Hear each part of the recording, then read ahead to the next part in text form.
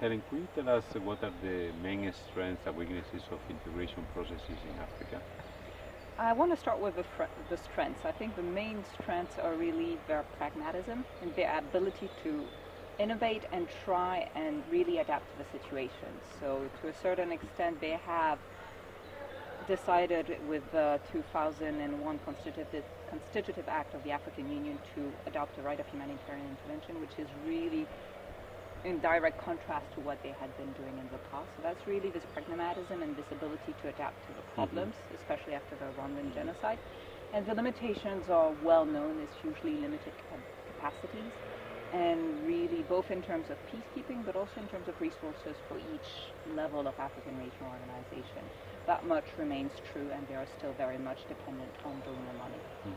In other parts of the world, regionalism is mainly associated with trade, with increasing intra-regional trade. But it seems to me that in Africa, this is not perhaps a main concern in setting up a regionalist scheme. So, what is your opinion? Do you think that regionalism in Africa has helped at all to increase intra-regional trade? It is still very much on paper a real issue for them in terms of economic integration and really increasing inter-regional trade. In practice, there has been, to a certain extent, a disconnect between the official regional schemes and what private sectors have been doing.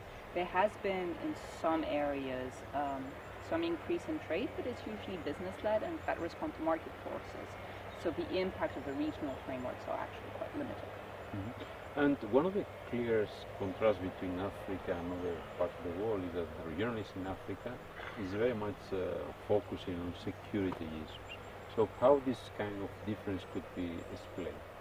What is linked to the reality on the ground? Well, they still have as the main goal development of the African continent and also of each sub-region. In many areas, conflict is of course the first obstacle to development. You cannot actually reach development without having peace and security.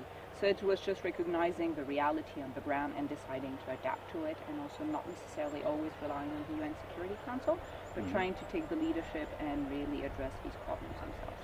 Yeah. Thank you.